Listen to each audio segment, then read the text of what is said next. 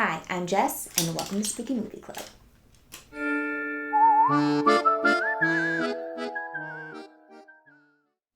Hi everyone, welcome back to the Spooky Movie Club. I hope you all are having a wonderful week. We are on week 3 of Horror Comedy Month, Shaun of the Dead. But before I read the back of the box, I just want to say thank you to everyone. We have 65 subscribers, which is wild. We're on our way to 100.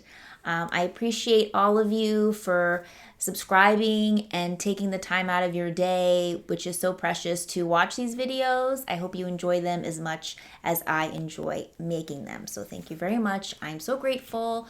We're going to go ahead and read the back of the box. But if you want to skip ahead to next week's spooky movie or the discussion, I'm going to leave timestamps below. Okay. Shaun of the Dead. This is a Mondo Steelbook. I love the cover art of this. Reminds me of like a comic book. I love how he has his little cricket thing there and he's covered in blood. Okay. Shaun of the Dead, a smash hit romantic comedy with zombies, as I was calling it, a Zom Rom-com. There comes a day in every man's life when he has to get off the couch and kill some zombies. When flesh-eating zombies are on the hunt for a bite to eat, it's up to slacker Shaun and his best pal Ed to save their friends and family from becoming the next entree. Novelist Stephen King gushes. Shaun of the Dead is a 10 on the fun meter and destined to be a cult classic, and Newsweek calls it a bloody hoot. It's screamingly hilarious zomedy that will have you dying with laughter. Has a ton of bonus features, which we have not watched yet, but I'm excited to. But yeah, let's get into my 3 things. So the first thing I want to talk about is that this movie reminded me so much of George Romero's like original trilogy, like all rolled into one little nice, beautiful package.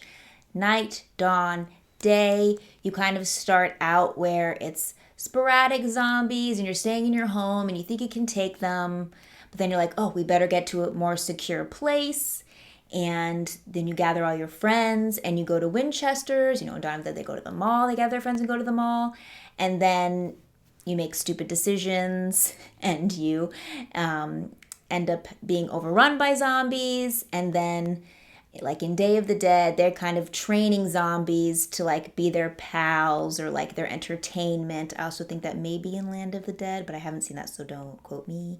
But I loved that about this film. It was like a whole nice, almost like a little remake, a little like, you know, nod to the films. And I love those films very much. The part that really reminded me though, and then I kind of thought back about the film, is when Ed turns into a zombie and Shaun keeps him in his shed. And he's just like his little friend. Remind me of Bub. I loved that. But it was also hilarious because Ed, when he was alive, was a slob sitting on the couch playing video games. And as a zombie, he's kind of the same thing. So Shaun really didn't lose a friend at all because Ed seemed like the same guy. So the second thing I wanted to discuss is I think this movie, out of all the zombie movies we've watched prior and other ones I have watched, I think this perfectly depicts what it would really be like if people were living in a zombie apocalypse. I mean, especially me.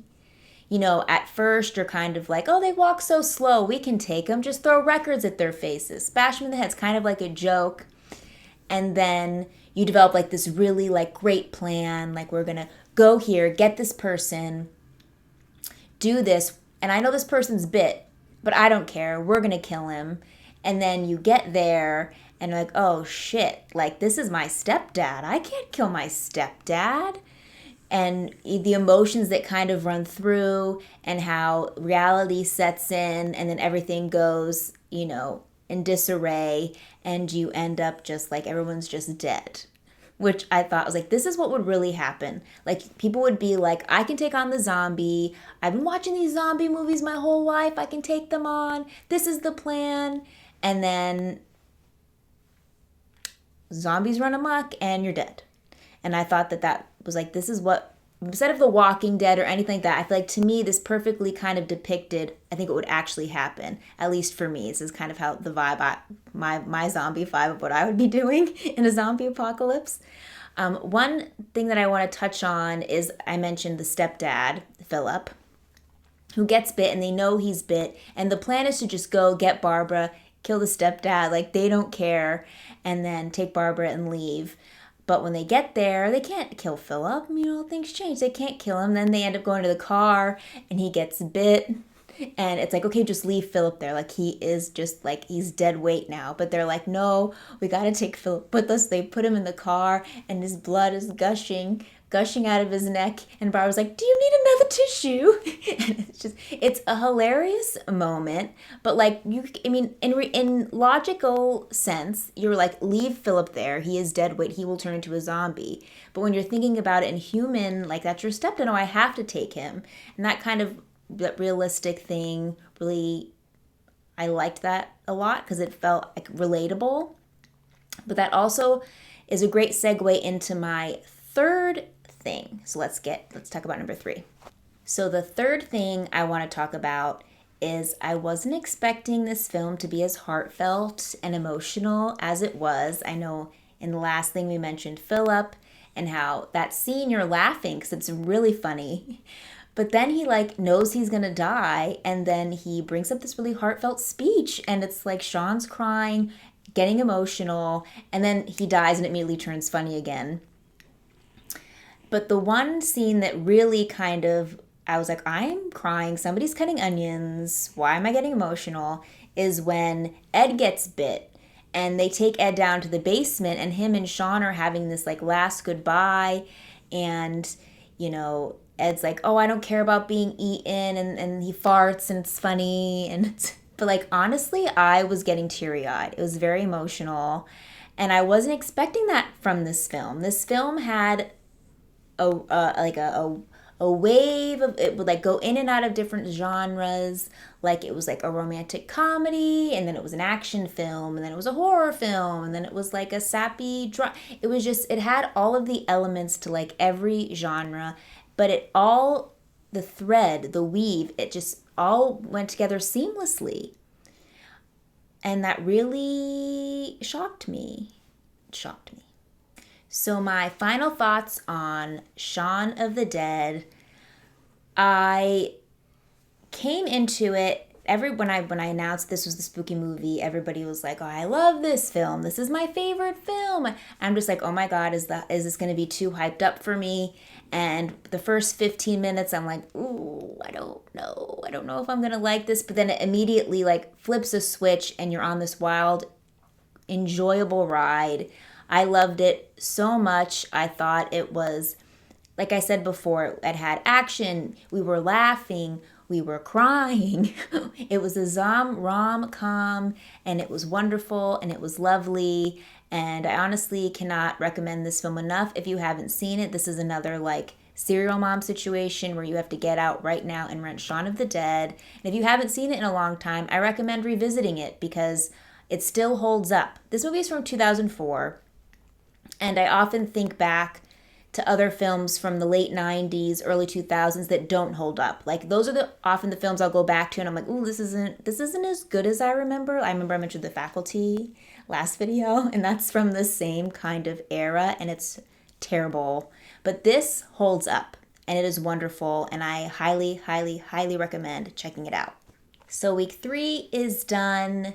Shaun of the Dead was wonderful. We are on to week 4.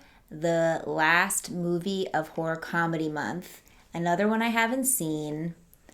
I think this is probably, I don't want to say the most random. I think this is the one will be the most kind of like bizarre choice.